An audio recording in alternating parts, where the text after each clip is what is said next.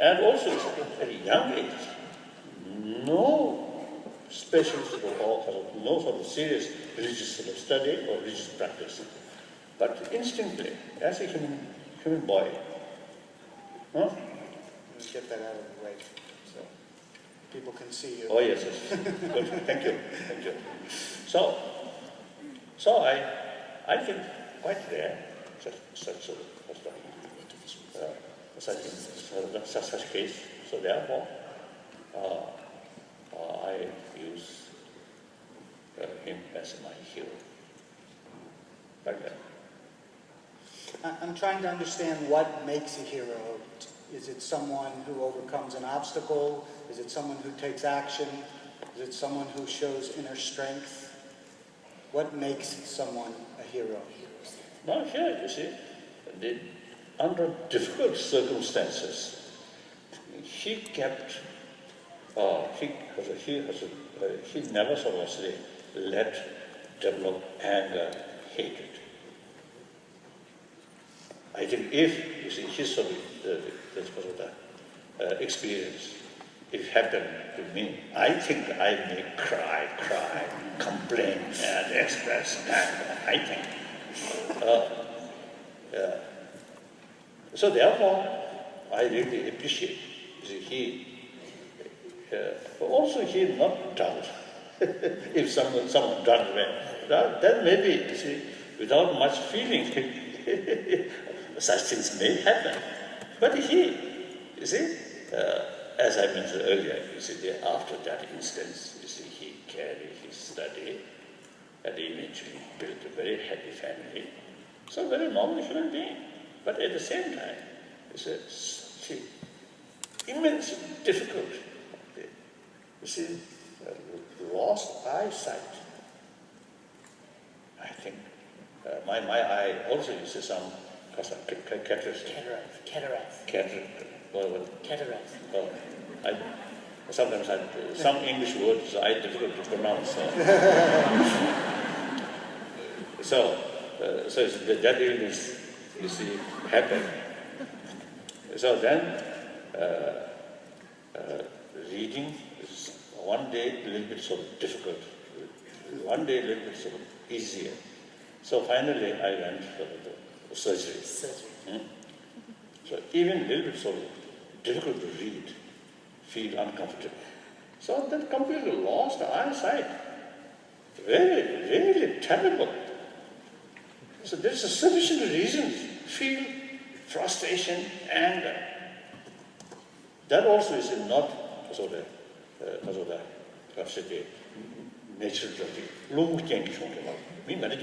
So that was also not something happened naturally, but it was caused by someone else accidentally. Oh, shot. So like that. So I got hero. So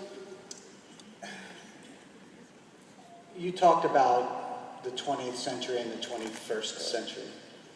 We all know the challenges that the 20th century faced with world wars, with economic depressions. What do you think are the great challenges of the 21st century? I think, as I already mentioned, I think education is a key factor to create new way of thinking, eventually new way of life. So the education itself, not much of talk about this inner value. That's, I think, real challenge. We have to sort of discuss, to think, and try to find out the complete, because of that, complete form. To make it complete. Education built for healthy body. Equally, education, through education, must help to build healthy mind too. So that I think, for the time being, I think that's one sort of challenge, serious challenge. And then, according to some sort of information, the end of this century, human population will reach 10 billions. So then the natural resources and all these also, I think, a lot of new problems. And then the global warming already creates some problems, natural disasters. This definitely will increase. So this, I think, concern of these 21st century generation. So you should prepare how to face these problems.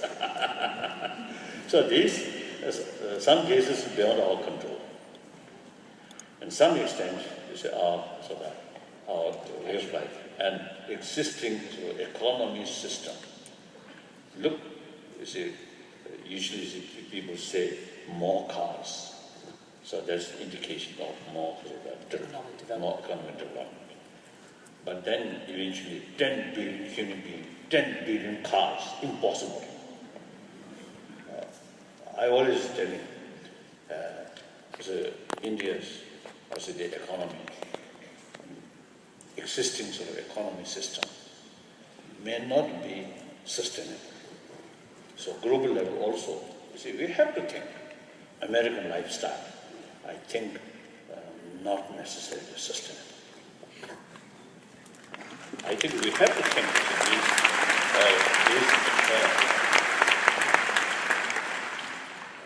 these also kind of challenge. We have to think very seriously. In your secular ethics, you base that on an idea of compassion. It is easy to have compassion for the person you're talking to. It's easy to have compassion for your family and the people around you. What studies in ethics show is that the further you get away from an individual, the more difficulty people seem to have showing compassion. So when we think about problems across the world, when we think about suffering in Africa, it's more difficult for us to really feel that sense of compassion than when we see the suffering person next to us. So how do we create a kind of compassion that can see itself responding to all of humanity rather than just the suffering we see in front of us? As I already mentioned, we need a concept of oneness of humanity. If they are happy, of course, that's a guarantee of my own happiness. If people are unhappy, difficult to trust each other, difficult to trust, that kind of distrust, suspicious society, how can you be a happy person? Impossible. So your neighbor, you see, when you yourself and also the society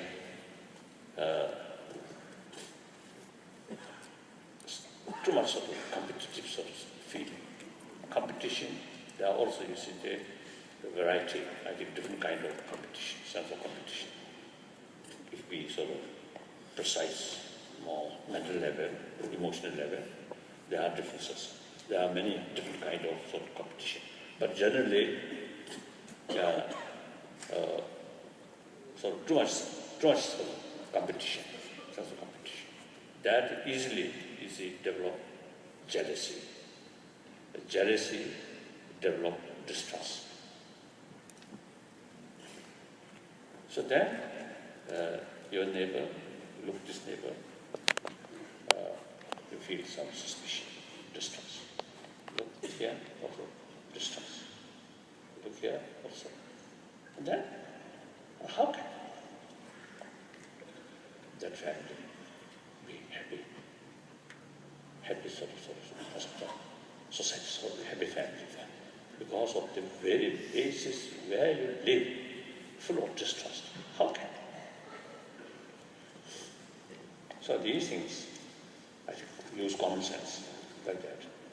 So these, through systematic education, I think we can change such sort of attitude.